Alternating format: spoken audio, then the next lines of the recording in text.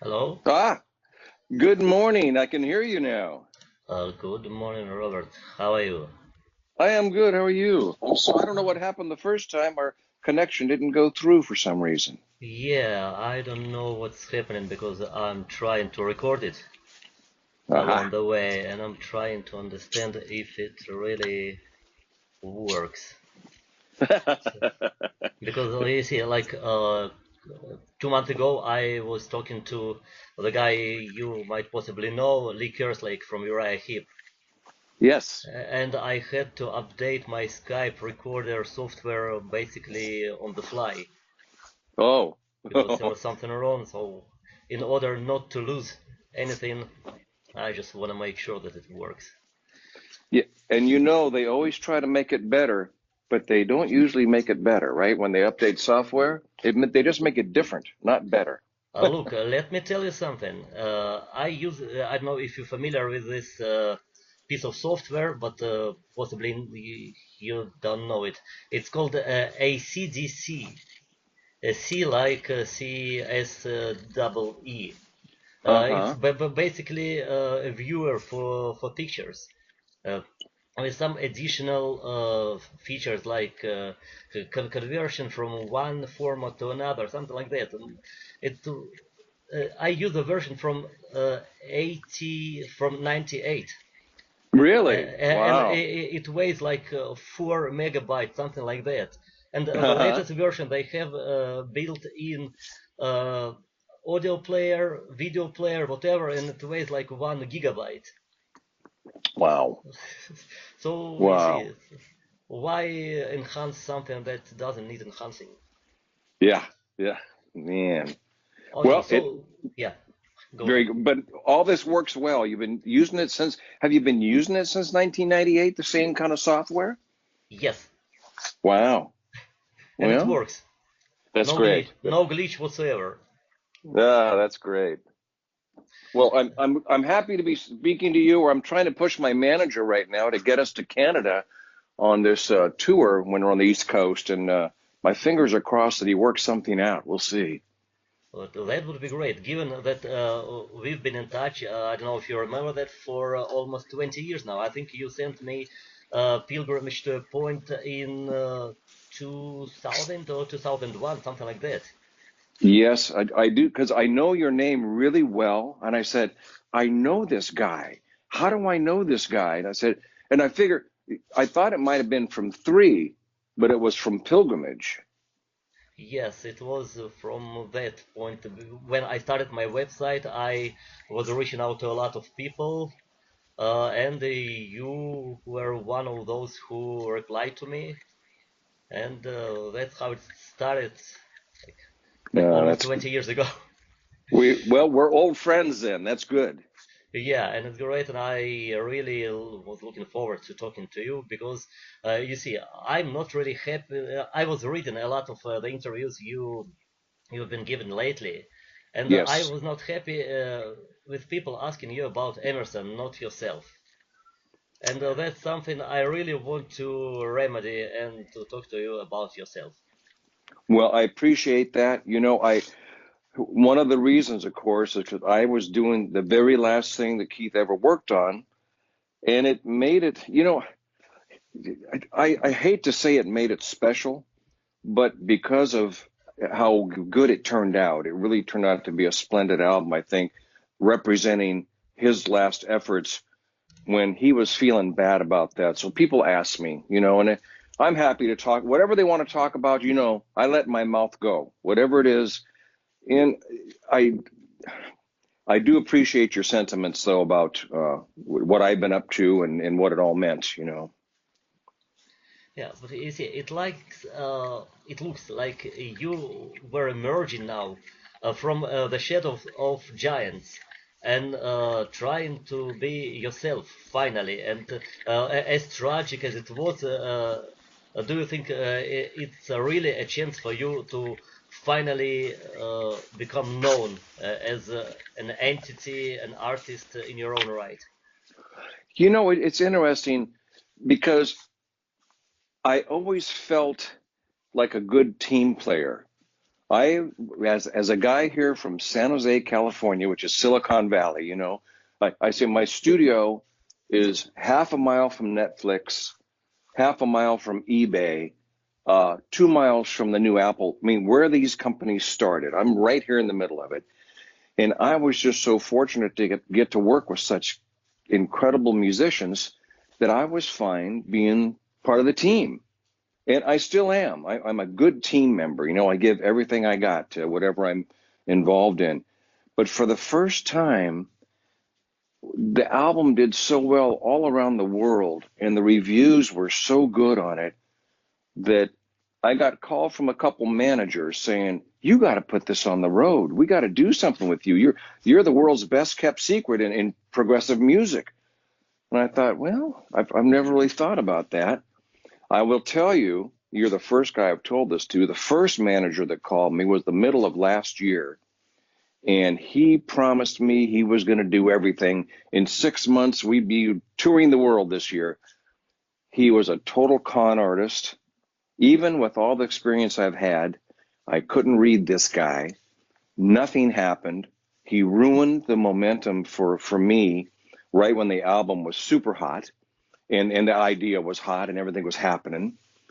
And then another guy came along who manages Brand X, Norman Bedford, and he said, let's build this the right way. Let's build it the way 3 was rebuilding Emerson, Palmer, and Barry.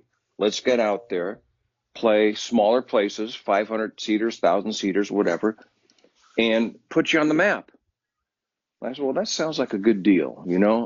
I feel good about that. I'd like to go shake the hands of the small group of people that have been sort of my supporters in all the things I've done, like you, that we've known each other for so long.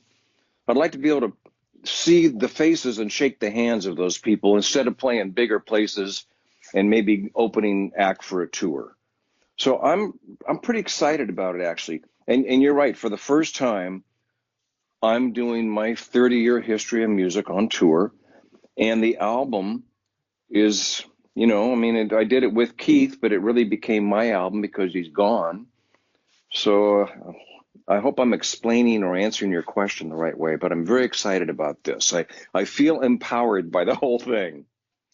But how important, how important for you was to connect this album to 3? Because from what I heard, it's quite different. There's more bombast on this album than on that album that was more in like pop vein. So Yes. why did you want to connect it to 3, given that it was basically 2, and then you were left on your own? So Yes. why did you really want it for it to be 3? I see the commercial point of it, but is there something behind the commercial? It is different. It's, let's go back to 1988, 89, when 3 had an album out. We had a top 10 single, and we're talking about the song. And we were on tour, all sold out. People loved it, except the Emerson fans. I'm not going to say the ELP fans, because Carl Palmer never got any criticism. They saw that it was kind of an Asia kind of thing. But Keith got criticized really heavily, especially by a couple guys that wrote letters. You probably read this. I've talked about this before. Yes. And one guy told him, I can't believe you'd have female, scantily clad female background singers, he said, which surprised me because I thought that was a good thing. And that he'd be playing on songs. And it made Keith turn away from the project. They made him feel like he was ruining his legacy, and he broke it up. Now, for 27 years, I had wanted to do another album with Keith and Carl, but because I felt the follow-up album for the 3, we knew what we did wrong. We knew how to do it right. We had had so many years of experience and so many other projects and successes and failures. So that, the failures are just important in your life to becoming something special than the successes. Sometimes the successes ruin people. They have no more ideas. They're just floating on the cloud. Look at, I'm successful. But when you fail, when you have some problems, you learn and you fight through them, And I felt I knew I had come that far with all the things I had done. And I was sure that Keith and Carl both had, and especially Keith had had a tougher time than Carl really being successful. Him being in the U.S. wasn't the best thing for his career. He really should have gone back to England where he was king, and where they know how to treat artistic music and artists. Here it's flavor of the month, and that didn't suit him well. But when a live album came out, and Keith called me and couldn't believe how good we were, and I talked to him about doing another album.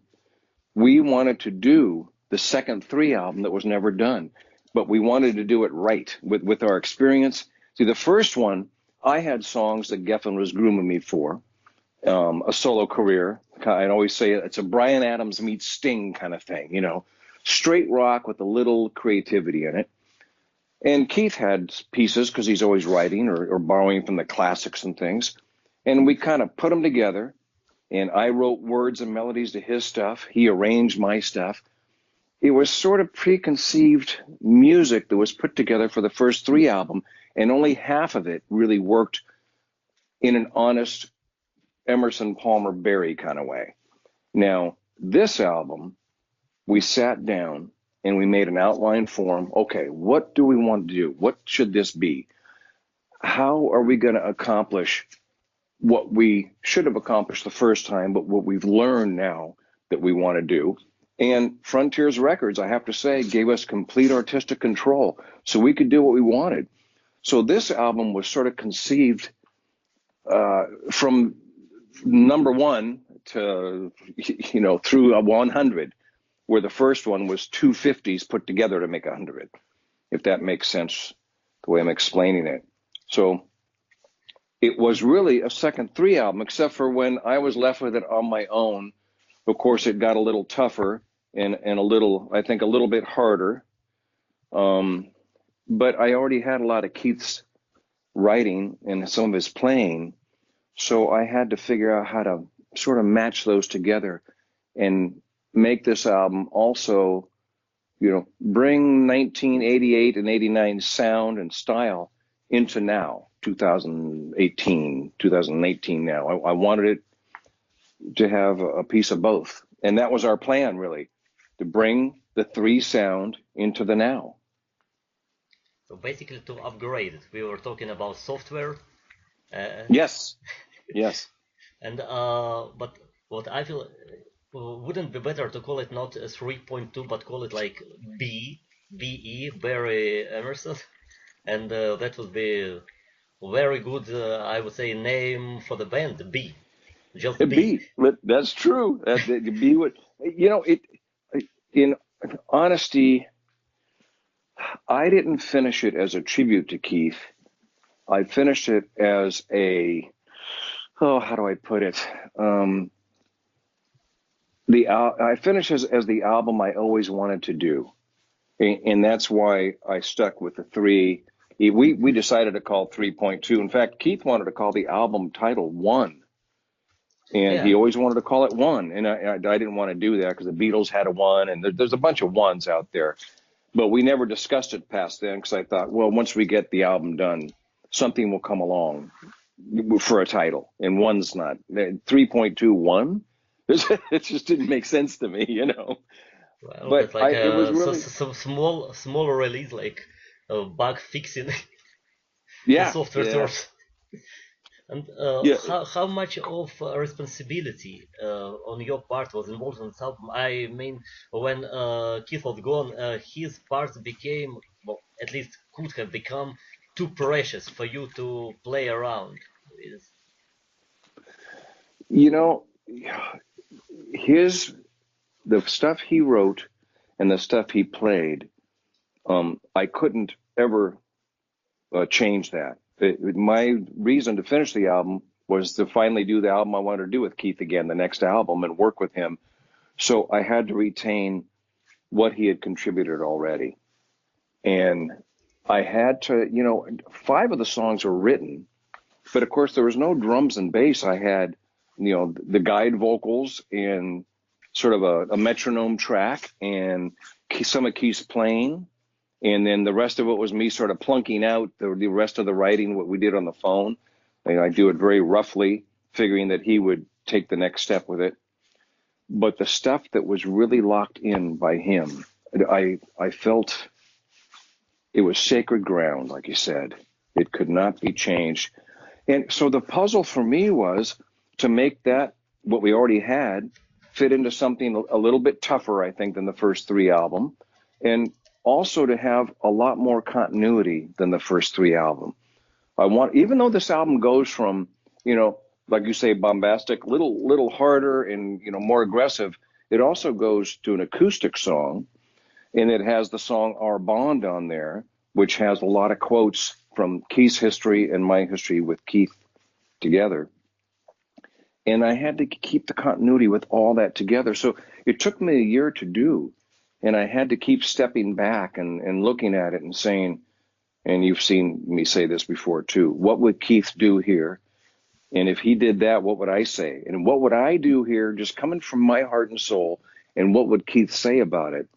And that's how I kept the balance of our plan, I'll call it, of what we wanted to do. But when it came right down to it, it became more of what I wanted to do, of course, because I was left. I was left with all the missing pieces, all the puzzle parts, and I had to put them together. Yeah, and I know that you're classically trained piano player and you studied the jazz, but was it technically challenging to reproduce Emerson's part and like be faithful to them, but still not to make them your own in any way?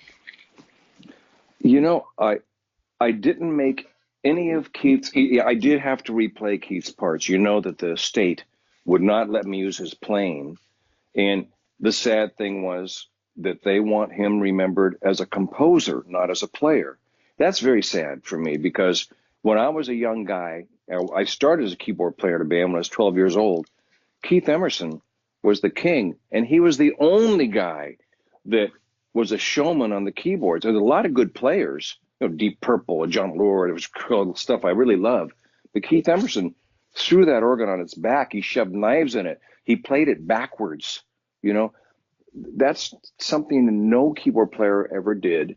And he was an inspiration. And here I got this album that I'm just so excited to get out and do. And they're telling me they want him remembered as a composer. And it broke my heart. Stupid, I mean, it's not going to happen, is it? No, everybody's going to say, oh, yeah, well, he wrote stuff. But everybody knows that he borrowed from the classics, too. They know that. But they're going to think of him as the greatest keyboard player ever. Performance-wise, on stage, ELP was incredible. You can't change history like that. Try to rewrite it. But did you ever see them live, by the way? I never saw ELP. What was funny about it is we were playing, when Keith first talked to me, he said, would you mind doing a couple of ELP songs if we tour? And I said, oh, I'd be honored. And I was thinking I'd be singing Lucky Man or something, And we wound up doing America Rondo, which was actually a nice song. And I didn't realize it was the nice until we got together and started playing it. I thought it was an ELP song. But ELP really did exactly what the Nice did, Keith's earlier band. They redid the classics. Same thing. And I never saw ELP live. All my friends had. But I was one of those guys, starting at 12 years old, that had a tape recorder in my mom and dad's garage. And I was trying to figure out how Ringo Starr got those drum sounds, how Led Zeppelin got that guitar sound. I was we had one microphone and a stereo tape recorder trying to mic up things and record and learn how to play. And I didn't really go to many concerts. So I never got to see them. I did see Yes a few times. That was my favorite band. And I saw a few other bands, but mainly once I started touring and playing with my band Hush, we would open for everybody from Rush to Triumph. And that's when I started seeing bands play live. I never saw ELP. Mm-hmm. Back to my question about the technical challenges. So Yes. you were okay. There was no like special effort on your part involved in Oh, yeah. reproducing. Sometimes uh, you can practice with like scales and the hand and exercises, the things on the piano that train your fingers and get your muscles and everything and your aim. Or there's other times, like with me, when I want to play something, I just start working the part and I work it and I work it and I work it. And that is the practice, working on the part. And I play keyboards every day in my studio. Right? I play drums every day. I do a lot of producing of single songwriters, singers. They come in and I do all the instruments for them. So it's not like I didn't play keyboards, but I was playing, Bruce Hornsby stuff, not Keith Emerson stuff. Easy stuff. So I had to keep working and working it until it wasn't just playing the notes. He was a very fluid player, but had an attack like hammers, bam, bam, bam. It was really powerful. And that was the hard part to get that. I don't know if I wouldn't call it rigid because he was very fluid, but it was just, well, I know when I first went to his house, he had a studio in the barn, and he had taken my song, Lover to Lover, and he had done an arrangement of it. It was just a straight rock song. Bryan Adams meets Sting, Lover to Lover. And Keith took it and made it what it became in the 3 album. But when he played it back to me, he had it on his 8-track Atari tape recorder. And he played it back. I was like, whoa, listen to that. I said, what kind of sequencer did you use? Now, a sequencer is something you play a keyboard into, and it auto-corrects the time. It makes it perfect. He goes, sequencer? I played that by hand. I don't use a sequencer.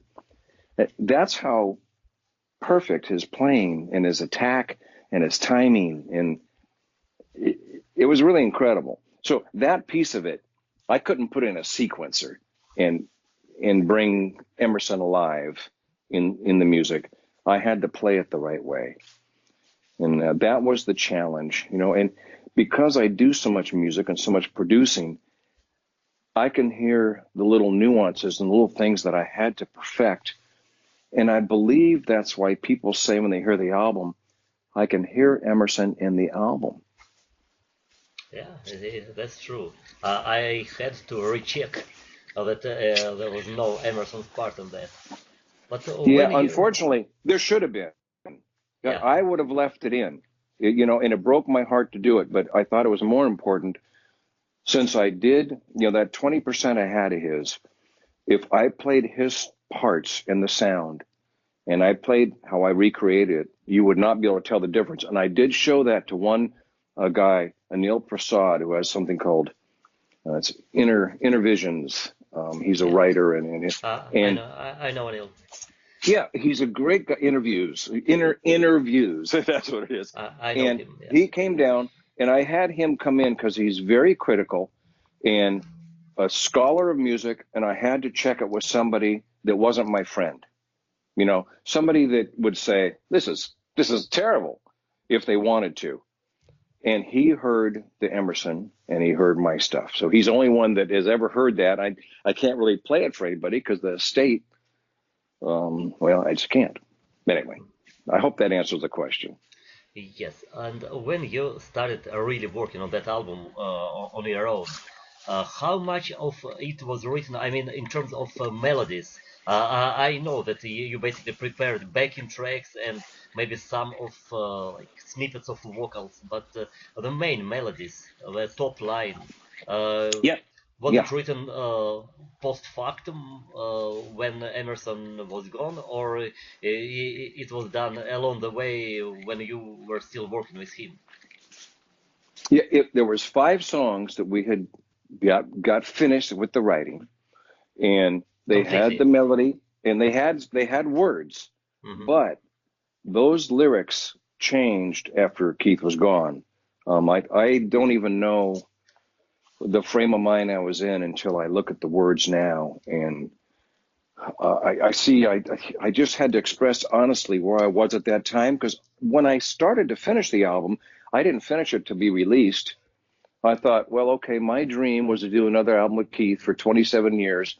I'm going to do another album with Keith, and I'm going to make it what I call my Sergeant Pepper's, right? The best album I could ever do with what I've learned, my skill set, the whole thing.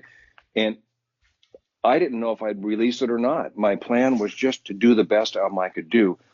So I let my inner feelings and where my mind and everything, my heart was at after losing him, influence the lyrics and the melody at that point. So they did change a little bit. The words changed a lot, the melodies not so much. We really had those locked in on 5 songs. You know, there's some like one I wrote afterwards. Now the rules have changed. The title song I wrote after Keith was gone. And did you feel betrayed in any way when Palmer asked for money instead of just helping you out and like investing his time and get paid afterwards? No, and I'll tell you why. This goes way back. I've talked about before the Keith and Carl, when I first got with them, I was nobody. I was a guy from San Jose here that had a band that had a little bit of a tour, and it did well on a regional level, but not even the U.S. national level, especially worldwide. And Keith and Carl always said, "We don't want you to be Greg Lake. We want you to be you. We like what you do." And that empowered me. That made me an equal team member with 2 of the greatest musicians in the world, which was really something. But Carl also told me something else that sort of stuck with me, because I'm your typical musician. I'll play for free, you know. I'll go, what do they say? A musician has $10,000 worth of equipment, a car worth $500, and will play a gig for $75. You know, we're just kind of nuts. We love playing music. And Carl looked at me and he goes, "Never be ashamed to make a small profit. Don't be ashamed to make a small profit." Because Carl was the business guy. He made things happen. It was amazing. He really, he's a dynamo. He still is. Look what he's doing. He's all over the place, playing all the time. He always has something going. He can't help himself. He just has to move forward. And I understood when he wanted money to do it, because he wasn't involved in the creative part, especially the new album. He was just going to play drums if I could get him to play drums. Now, I think you probably know that Keith and I wanted to use Simon Phillips. Yeah. And we hadn't even talked to Simon, because I had done an ELP tribute album from Magna Carta, where Jordan Rudess and Simon Phillips did keyboards and drums respectively. And I laid out a click track and the keyboard stuff. And Jordan Rudess played keyboards so incredible, I couldn't believe it. But Simon Phillips sent me back a drum track that was so energetic and so happening that I just, I couldn't believe it. So I told Keith, I said, he's a friend of Keith's. Hold it, can you give me just 1 second here? I'm going to say goodbye to somebody. Thank you for coming, guys. You too. Okay. See you soon. We'll see you soon. We had some visitors for the weekend, and they're heading out. And they're taking all our silverware. Wait a minute, you guys. Anyway, we wanted Simon Phillips because he had done such a great job on the ELP tribute that I did, and he was a friend of Keith's. And it had nothing to do with it that his last name was a P, like Powell and Palmer, you know. But he had the power and the groove that I loved, and Keith did too. Keith liked the rhythm, you know. He liked it to be more solid than ELP was. ELP was a little more frilly, let's say, you know. But of course, we never got to that point. So Carl was just going to be hired, and he wanted a lot of money. And the record company says, we're not going to pay him that kind of money to play on 3 songs, which was fine with me. At a certain point, yeah, I you know, because I always say, I can, so I do. You know, I play drums every day in the studio. It's not the way I wanted to do the album. I wanted it to be a team effort with the greatest guys I know. But But I found it strange because don't believe, I can't believe that Carl was creatively involved with a lot of Asia songs because Wetton was writing with Downs and Yes. Carl added his parts like creatively. Afterwards, so why couldn't he do that with you? That's what puzzles me. Well, he could have. Uh, I have to tell you that I'm sort of the luckiest guy no one's heard of, right? I've been very lucky with everything, but I've been called 4 times now as a possible Asia replacement. The first time was before Three got together.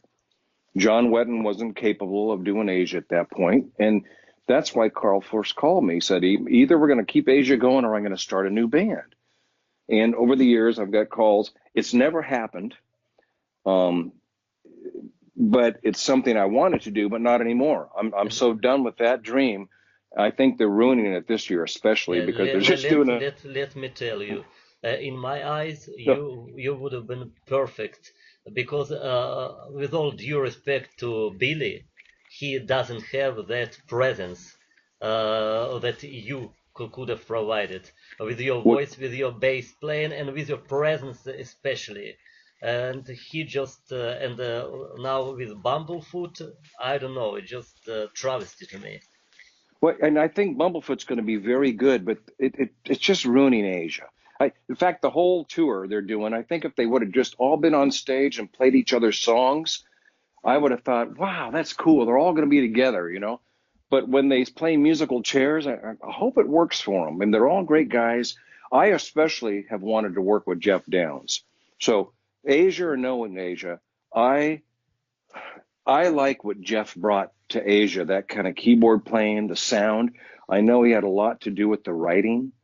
Um, that was important to me. The reason that I wanted to be part of Asia. I'd never want to place John Wetton. He was a lovely guy. He sang on one of my December People albums. He was one of my favorite writers and singers. Only time will tell all that. I love that. I didn't want to replace John Wetton, but if they needed somebody, Asia was a band I'd love to have been in, but I really wanted to work with Jeff Downs. I worked with him in GTR when I was with Steve Howe in 1987, 86. And I just found him to be really a solid, not only a keyboard player, but a human being. I enjoyed him and no nonsense kind of. It was really good. But we'll see what they do. I hope, I know their tour is going to do well. I just think it's sort of, I don't know. Another. It's not Asia anymore anyway. And to me, it was an Asia with John Payne. Well, and why not call John? I know John. John's active. He's good.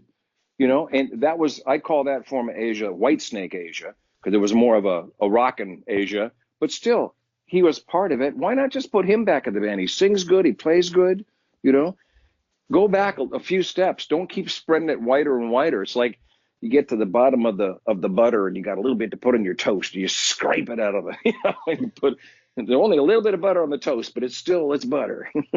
But you see, if we're talking about Asia, they were Yes. this like perfect blend of album-oriented rock and prog, Yeah. and that's what you've been doing. I think all your life, shifting back and forth from AOR to prog.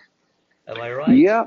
Yes, it is because my band Alliance is AOR and my progressive rock, I think it has AOR and prog hints in it, almost like Steven Wilson has.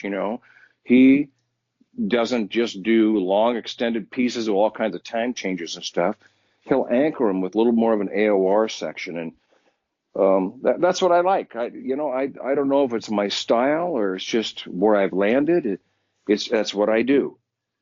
And at which point, from your like transition from AOR to prog, you started uh, to call yourself Robert instead of Bob, as you were that credited was a on Hush Records. Yeah, that was a long time ago. It's funny. A friend of mine said, you know, because that was my college band, Hush. My dad's name was Bob, and I love him. I love he's gone now, and I have no problem with him being called Bob. But they call me Little Bob, right? So I didn't want to be known as Little Bob. That's Oh, almost look, like being there. called, That would have been being called. very, very bluesy, Little Bob Berry. That sounded There like. you go. Yeah, that's have to do like a BB King kind of thing. But when Hush was sort of popular, had an album out, climb up the charts a little bit, and then it started to fail. A friend of mine said, you know, all the comedians, Bob Hope, Bob Newhart, Bob Cat, there's probably a bunch of other ones. All the comedians are named Bob. You know what the movie stars are called? Robert Redford, Robert De Niro. I think you've made a mistake here. And I thought about it. I thought, well, I don't like really being called Bob. It holds no weight. Just because you could spell it forwards and backwards means nothing. And I thought, it was my given name was Robert. That's what my mom, when she's mad at me, Robert Berry, get over here. And I started using that, and immediately, it sounds silly, but there was more respect as an artist. It started opening doors for me in ways that the guy in Hush never could open. And how comfortable are you with this prog tag that was that you were labeled with? What, labeled as what? I didn't quite get that. I mean, you're associated with prog, with progressive rock. Are you comfortable with that? Oh, I don't like the term prog. Um, I think what a lot of us do is musical. It's creative, and a lot of what I think of real prog music is kind of lengthy and just kind of rambles on. Lyrics don't mean anything usually, in my mind. But yeah, I don't know what I would call what I think I do. But I live in the prog community. They're the ones that like my music. Of course, I mean, the people that like my Alliance are more straight rockers. That's Sammy Hagar's old band. So, of course, we got the rock following through that. But even those guys seem to like my more progressive things, like the rules have changed. So, I don't know. What would you tell me? We've been friends now for 20 years, right? Maybe more. Yeah. So, do you consider me a prog artist? I don't, because I think that prog has hit, I don't know, yeah. The prog has been finished for a long time now. Nobody plays progressive music anymore. But since you do what you do, I don't like put any labels on you. It's just like Robert Barry music to me, and that's it. Well, I think that's a good thing. Because I had so much training, I majored in music in college, all those piano lessons about. I can't help but take the music somewhere emotionally that I think fulfills the need. And sometimes just even, Alliance has a new album coming out May 22nd. There's 3 songs on there that definitely aren't just straight rockers. They have more music to it. And Alliance isn't a prog band. It's AOR, but it's musical. My piece of Alliance is more musical, where Gary's is more like Sammy Hagar in Boston. His writing and stuff is straighter. So I don't know how to explain me. I could tell you this, like Keith and Carl said, we like what you do. You do what you do. And I have found, especially with the rules have changed, that when I do things the way that are important to my heart and soul, I think the fan base or the new people hearing the music, they connect with it more because they hear and feel an honesty in it that I don't know. It just seems like it makes a big difference to do it exactly the way that an artist feels it should be done. And I've always said this, if you have 2 fans, if you do something the way you want to do it and you have 2 fans, those fans will be your fans for life. If you fake it, they'll be around for that album and then they'll move on because you're not being real. Yeah, but in terms of defining yourself, could you pinpoint any single piece of music or song that would be the quintessential Robert Barry song? Oh boy, that is tough for me. I yeah, after saying that I have to be me and it has to come out the way that I feel and the way I think it should be, I kind of don't think about me in terms of what I do. It more comes out of me. It pours out instead of me taking it in. Does that make sense? I don't look at me. I other day, my good friend Rob Fowler, who does my website, he said, I've put all the albums. You want me to put that new Alliance album up there? So I looked at the page that has all the albums. There's like 20 albums up there, and I don't think of me as a guy that has put out 20 albums. I, you know what I mean? I don't take it back in. I'm a guy that wants to know, what am I going to do tomorrow? What can I do to be successful tomorrow or to fulfill that dream I have of staying viable and not putting out the same album I put out in 1988, or not putting out something meaningful because I have no more ideas. I can always put out an album, but I want to have ideas. I want it to be fresh. I think you'll find the new Alliance album is probably our best album, 30 years later. And yeah, I don't know, boy. I know a lot of people have commented about my song "The Last Ride into the Sun" because I wrote that for the second Three album that was never released. But that's not. It ended up Now you, on your solo albums anyway. yeah, yeah. It's I can't answer your question. I'd have to have all the albums in front of me and look at all the songs and go, well, that one. Um, I know I have a song on the new Alliance album. If I had an MP3 on my phone, I'd send it to you right now. It's called Time.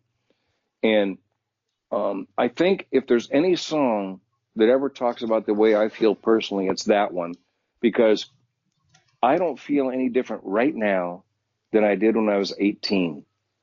I have ideas. If you were a guitar player, bass, drum, whatever, and we got a band together and we needed to write an album, I have ideas every day, all the time, all day long.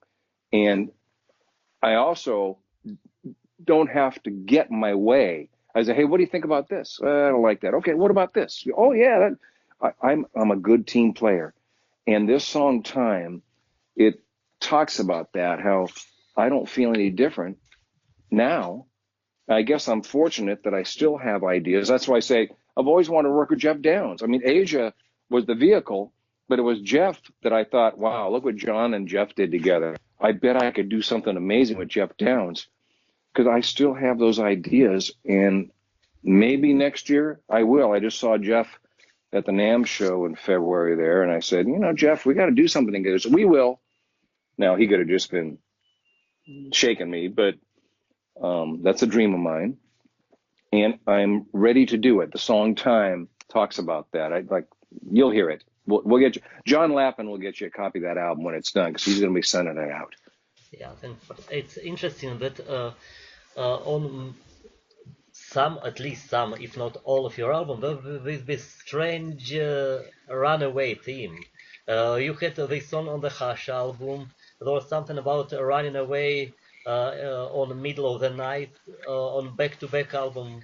What is it with the runaway theme? Yeah, Middle of the Night's about a stalker. And people, oh, you write about a stalker. So it was just fun. I don't know. It's just I had this idea, I wanted to do a video, and that's why I wrote in the middle of the night. Runaway was a song that I thought it was just a good theme. That was before Bon Jovi had a Little Runaway song. And then I rewrote it before I did the showcase for Geffen Records in LA. And that's 1985. And Geffen really liked that song, where they sent me to Canada to work with Bruce Fairburn, who was producing Aerosmith, and Cher, I think. And they liked that song so much they put it in a movie, and otherwise that song would never be heard of again. And then they wanted me to use it on the Three album. And Yeah, as much as I liked it, I don't think that was one of the songs that was right for Three. That wasn't right for Keith Emerson to be playing. It didn't have the complexity and the possibilities like my song Talking About. I had written that for GTR and didn't let them keep it. That was perfect for Keith to take and do his style and his thing too.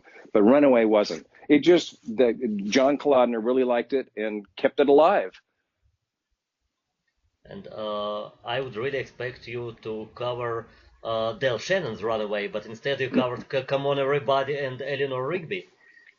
Yeah, well, you have the back-to-back album. Um, at the time, that album had no purpose.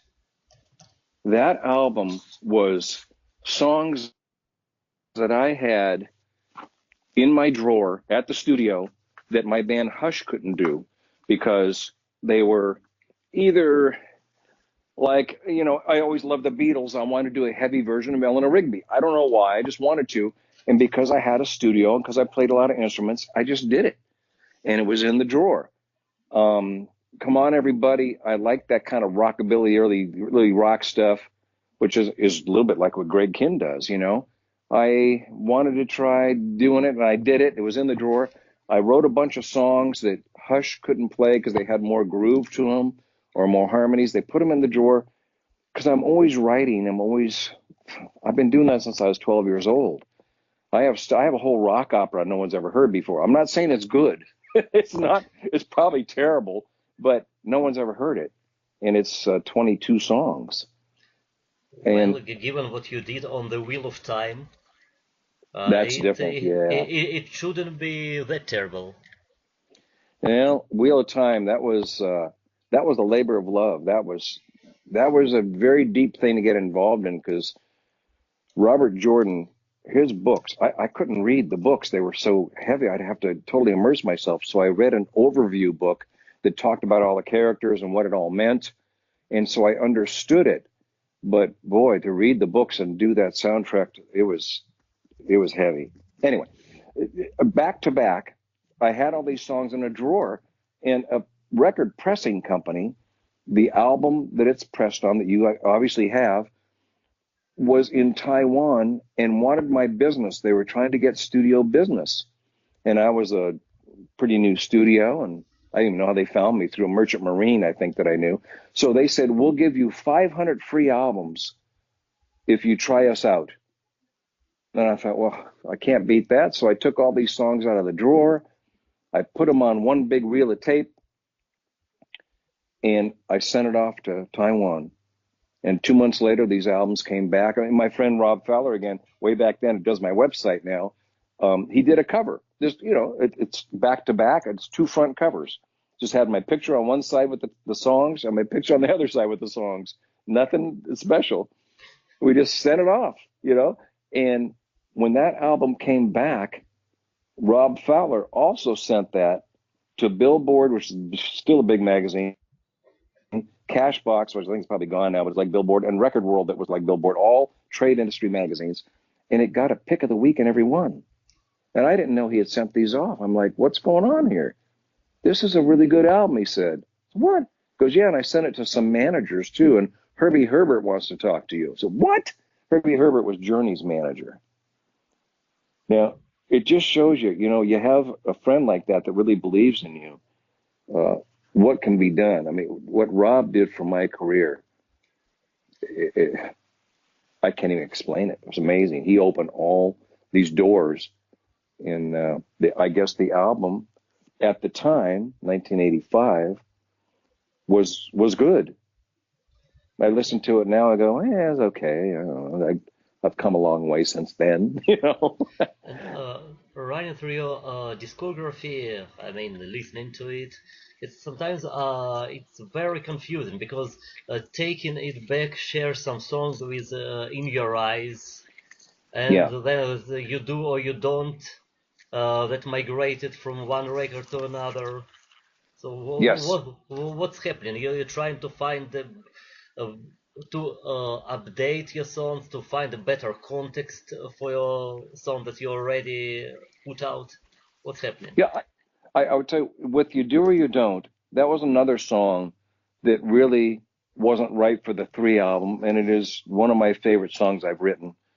And that's more of an Americana kind of tune, you know. So I I wanted to use it in its more guitar kind of form and less keyboards. It just isn't a keyboard song. That's why we did that one. And actually, I didn't really redo it. I put it out the way I originally written it before we put on the Three album.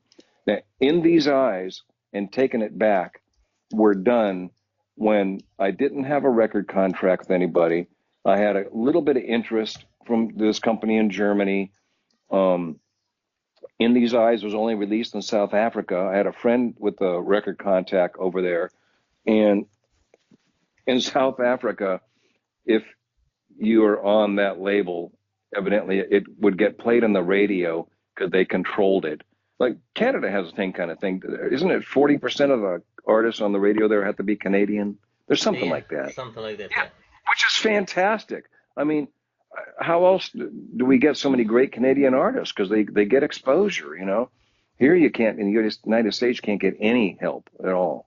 Then this South African company put the album out, started to do well, and then apartheid blew up and everything changed with the government and everything. And so that album went away.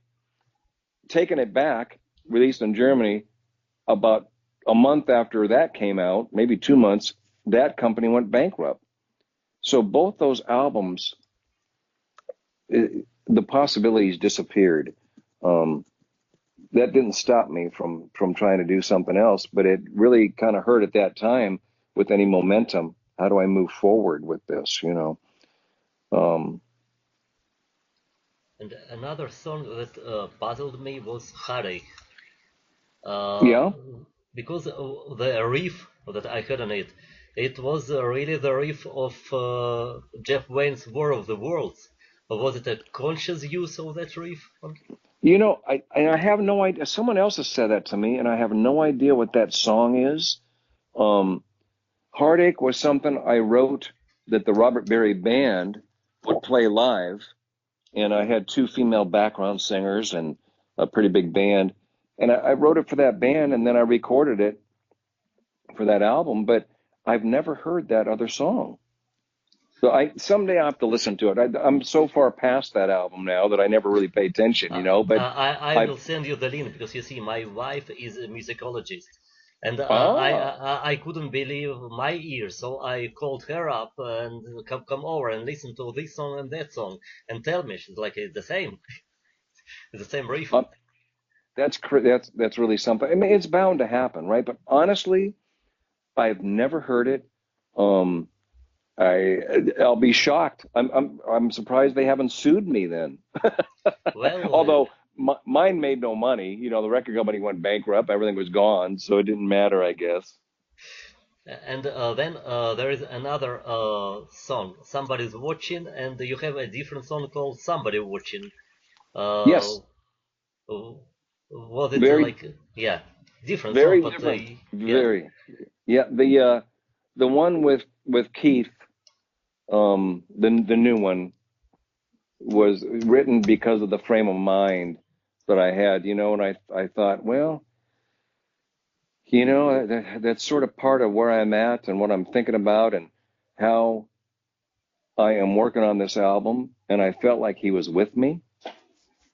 I couldn't help it. It just, when you hear the album, it's like he's there. But I felt that in the studio too. So I thought about it. Gee, I have this other song. It's, you know, it's more rocking and stuff. And should I do this? But again, I have to do what I feel is right and what I feel is honest and what really applies to how I'm feeling. And you're the only guy that has the original Somebody's Watching.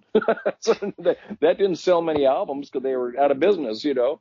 I have a friend that has that album that loves that song. It's one of his favorites, and he loves is it what's it? Let's Start Living. Is that the name of it?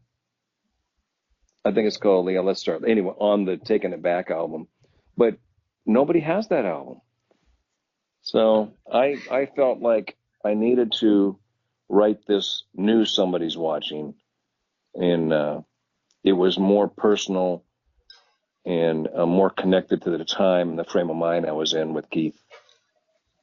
And given how prolific you've been through the years, why there was like a lack of material for the first three albums? Because you had to re-record "Runaway" and cover "8 Miles High."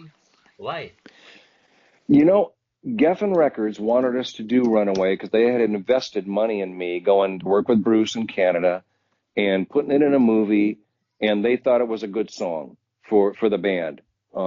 At the time, I was so incredibly happy and feeling empowered that I was working with these two super famous, great musicians that I never sat back and thought, well, what's the best material for this album?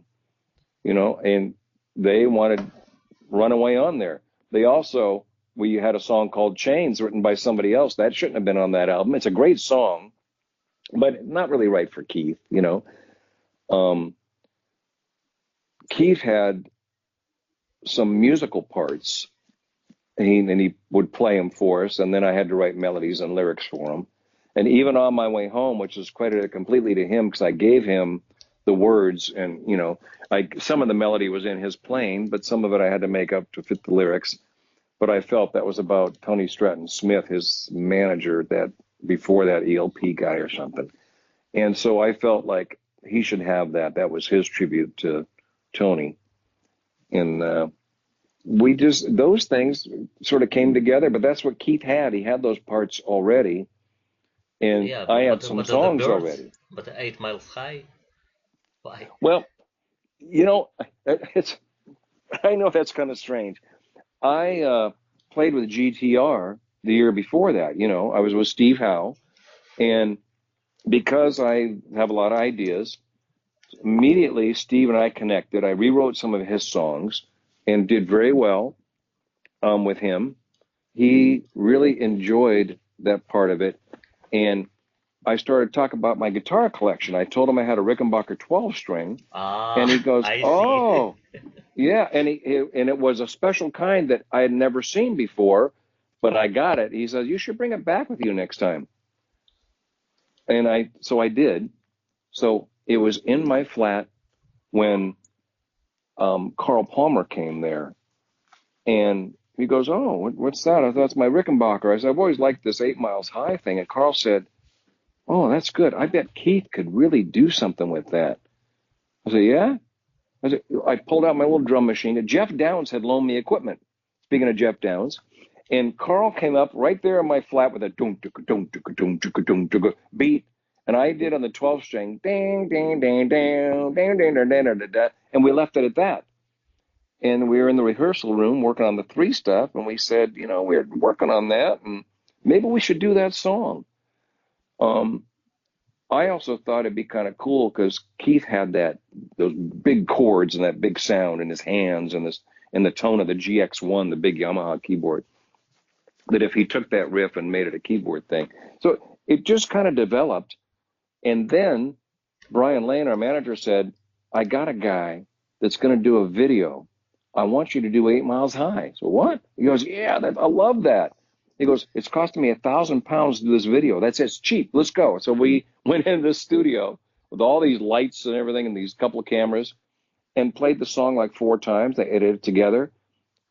Brian Lane took that to Geffen Records, and John Kalodner from Geffen Records was on an airplane 2 or 3 days later to sign us. He loved it. He goes, "Oh, this is great for Emerson and Palmer to have that kind of energy and be rocking like that." And it was really interesting the way that turned out. I know it seems strange for us to do that song. But you mentioned GTR and Steve Howe. If had you joined GTR, what would your role be instrument-wise? Would you have been a bass player with them? No, no, Phil Spalding was a fantastic bass player. Yeah, I know Phil. Really, oh, he's so good. Great musician. No, I By the was a way, do you know keyboard that player. he played on "I'm Too Sexy" for White Right Set I, Fred? I didn't know that. Wow. It's his bass part. It's Phil. Oh, that's cool. Well, he just recently got married. I haven't spoken to him since 1987 because it wasn't especially Phil, but Max Bacon, the singer, made my life miserable. So I quit that band, and I was going to come home when Keith Emerson called me. Yeah, So if you stayed, what would you do? Would I was you just be keyboard player?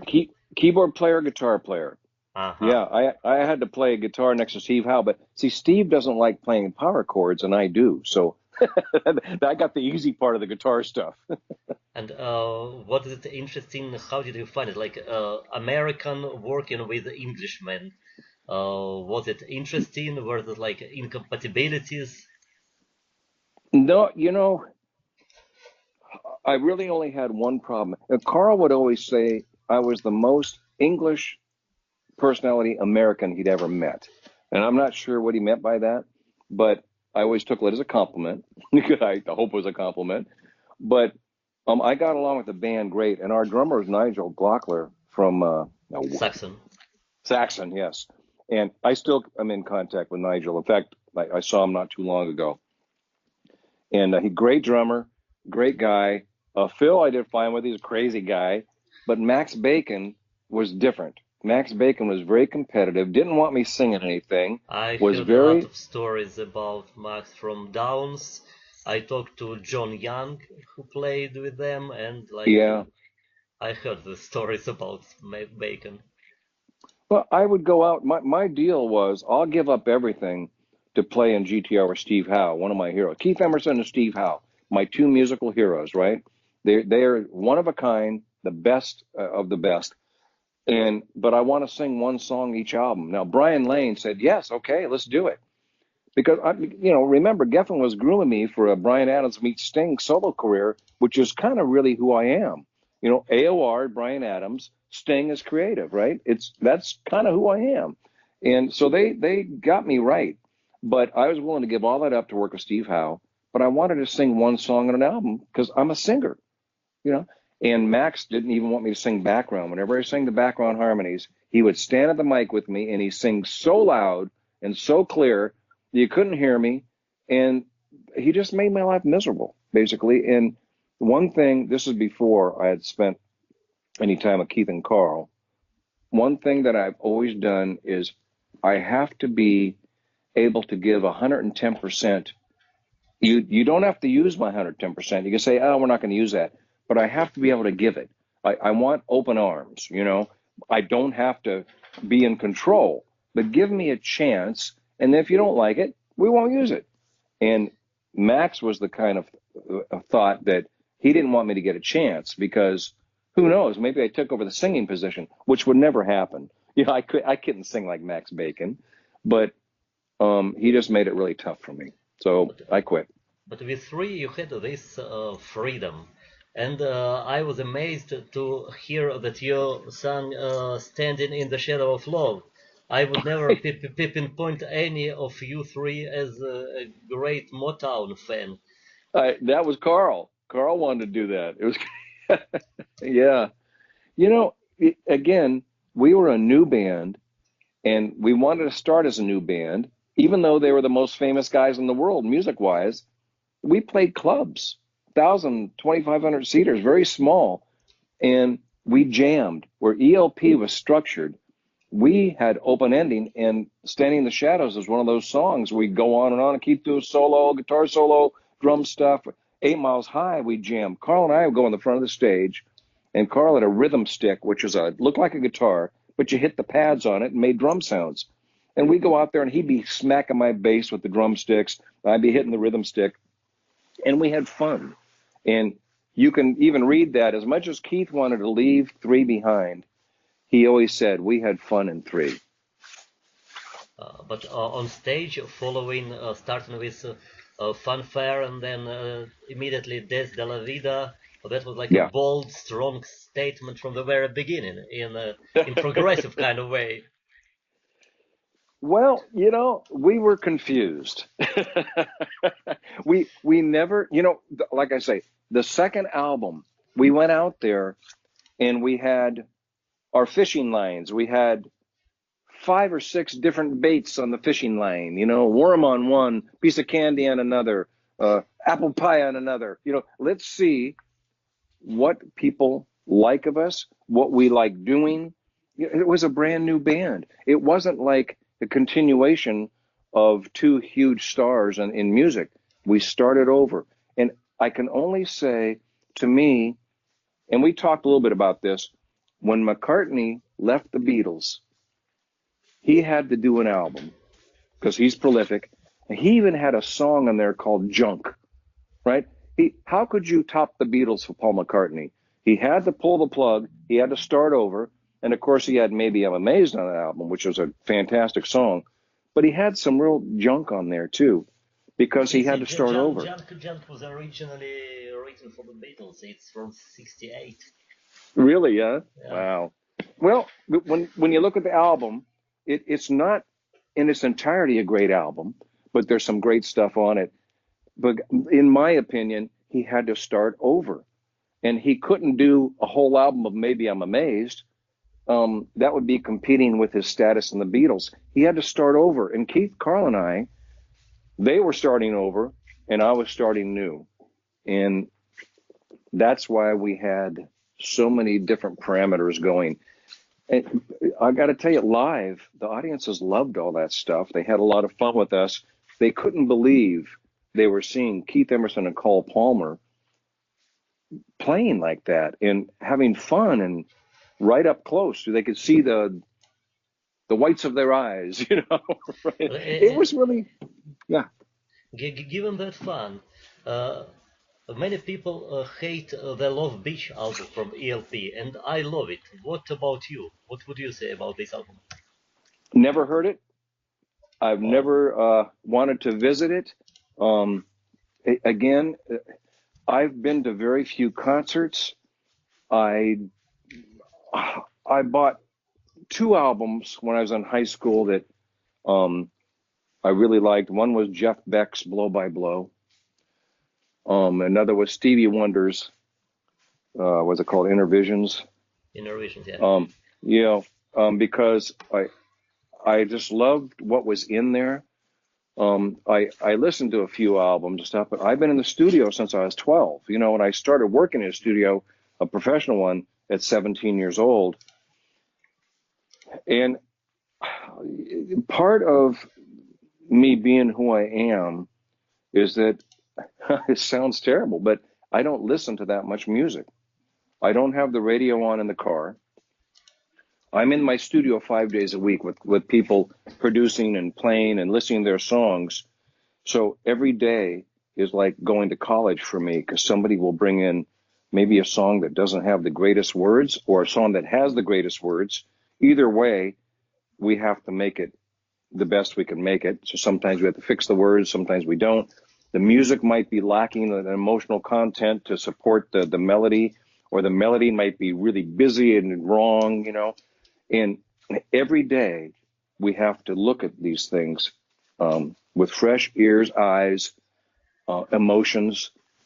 And that's, since I was 17, where my musical education continued, even though I was going to college, the music college at that age, 18. And I just don't have the time to sit down and listen to music afterwards, although clients at the studio will bring in their influences and will study them.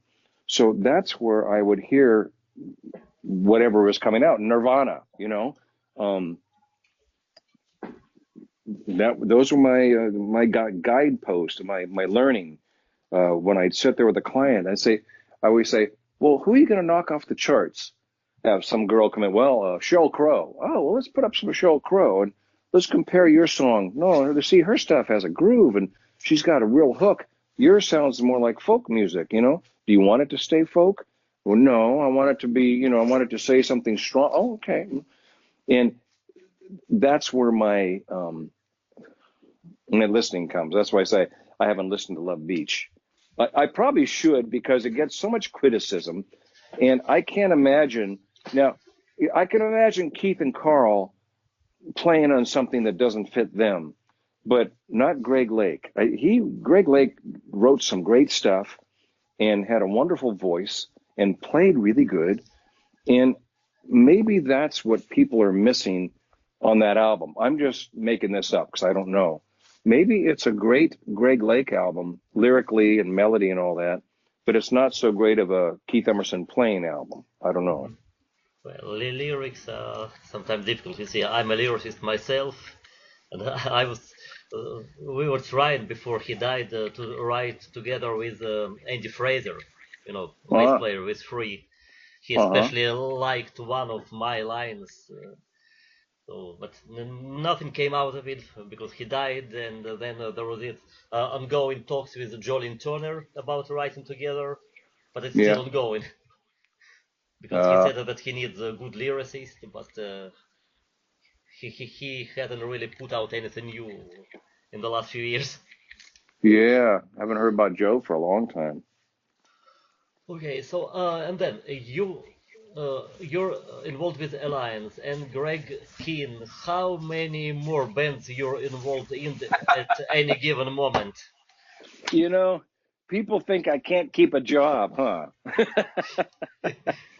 Alliance was the band that John Clauder Geffen um, set me up with at the same time he set me up with Carl Palmer. And I had to make a choice. Either I was going to replace Sammy Hagar in the Sammy Hagar band. And of course, I'm not Sam, but it would be what Alliance became. Or I was going to go play and replace kind of Greg Lake and the ELP. I picked to do it with Carl, although I wound up with Steve Howe. It's funny how things moved me along.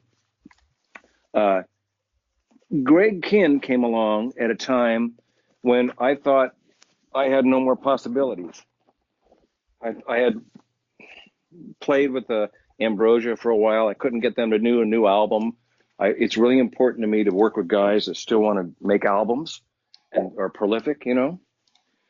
And I couldn't get them to do it. So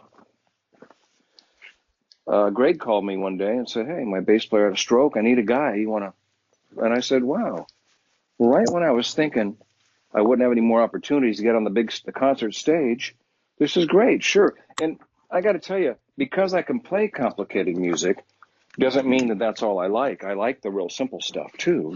Sure. So, And Greg's very simple. Any more than three chords, you go, something's wrong here. We're playing four chords.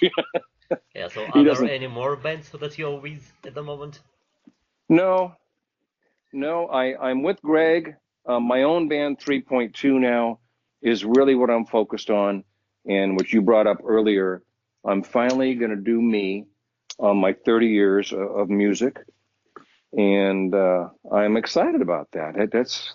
I feel empowered by it. I hope that the people come out and see it. And I know they'll enjoy it if they do, because I have a lot of material they're going to know. Even some of the tribute stuff, like Carnival 9 on the ELP tribute I did with Simon Phillips and Jordan Rudess. We're going to do it. And would it be right to call you a musical chameleon? Yep. My phone cut out. Say that again? Would it be right to call you a musical chameleon? Yeah, I guess so. I'm a guy that likes all kinds of music as long as it's done right. Music is just music to me. I love music. Music is my life. My parents had a band. I was in a band before I was born. My mom was the singer, my dad's band on stage. I love it. But I love big band. I love country. I record a Mexican band called Los Tigres, who's the Mexican Beatles, very famous. I love that's called Tex-Mex, which is a certain kind of Mexican music with accordion and so. I love all that as long as it's done right. So I guess a chameleon is the right way to put it. And the ultimate expression of it would be December People. Well, yeah, that's I know that it's a charity targeting charities, but it's it's at the same time it's a musical joke, right? yeah, it is. People when they come to see us, they get the joke. We're taking all the biggest parts of famous songs from famous bands and injecting them into the holiday songs as if that band would do that song. and it's a lot of fun. I got to tell you, those audiences, they just love December people when they come to see us. It's it's you already know the holiday song. You can sing Jingle Bells, right? Yeah. You already know Hot for a Teacher by Van Halen, but you've never heard them done together. So that's where you get the joke. Hot for Teacher, Jingle Bells, Yeah. But how or you do Silent that? Night. You just How check what? you check harmonies for compatibility? Hello? You have to say that again. I'm not sure what you mean. I mean, when you try to compose, like to make this collage of holiday song Yeah. and rock song, you check harmonies and arrangement for compatibility. Yes. Yes, I do. Um, it's very difficult. I have about 12 of them that aren't good that you've never heard, they've never been on an album, because they just didn't work. And one of the hardest for me, you think it'd be easy, I cannot get a Rolling Stones song. I Well, can't get it to work right. And you think it'd I be have an easy, right? idea. I have an idea. Sorry for Yeah? interrupting, but that No, would be like good. this Grinch scenario. If you would use, I mean, sympathy for the devil for a Christmas song, that would be undermining the entire idea of it, right? Yeah. Well, Because like that would be the greatest joke, I like sympathy for the devil for Christmas. yeah, yeah, no, that definitely. That it's just, some of them, like Sympathy for the Devil, it sort of has a chorus, pleased to meet you. But so then I got to sit back and I have to find a song that has a little bit of a storyline to it. That's why I did Night Before Christmas as Stairway to Heaven. It worked perfectly. There's two stories there. But Simply for the Devil, I have to find the right song. But I love that song. I've tried it with Start Me Up. I've tried a bunch of things that were a little simpler.